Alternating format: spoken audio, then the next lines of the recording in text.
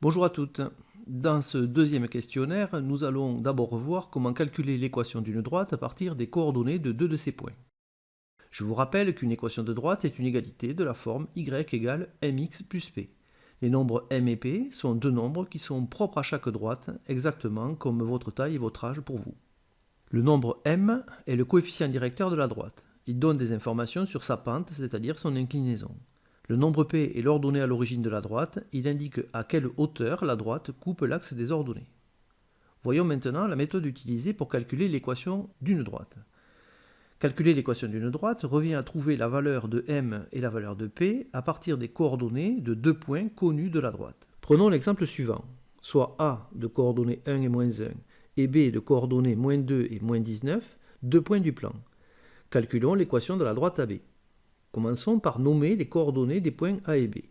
Comme nous l'avons vu dans la vidéo précédente, XA, c'est-à-dire l'abscisse du point A, est égal à 1. YA est égal à moins 1, XB est égal à moins 2, et YB est égal à moins 19. C'est ce que nous avons fait dans le questionnaire précédent. Nous pouvons maintenant calculer le coefficient directeur M de la droite. Pour cela, on utilise la formule suivante. M égale YB moins YA sur XB moins XA. Il suffit maintenant de remplacer dans la formule YB, YA, XB et XA par leur valeur. Nous avons YB égale moins 19, donc nous remplaçons YB par moins 19 dans la formule. Nous remplaçons YA par moins 1 sans oublier le moins de la formule. Pour éviter d'avoir deux signes moins côte à côte, on met moins 1 entre parenthèses. En bas de la formule, on remplace XB par moins 2 et XA par 1, sans oublier le moins de la formule entre les deux. Il suffit de rentrer ce calcul dans une calculatrice et on obtient 6. Nous avons trouvé la valeur de m.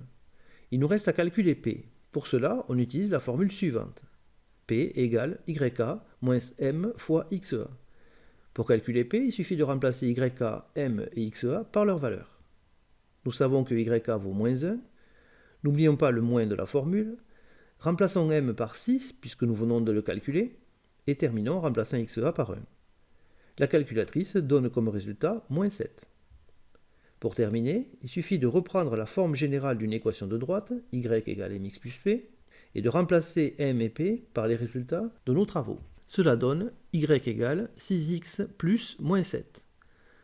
On ne va pas garder les parenthèses, on va les éliminer en faisant disparaître le signe plus devant les parenthèses. On obtient au final y égale 6x moins 7. C'est l'équation de la droite AB.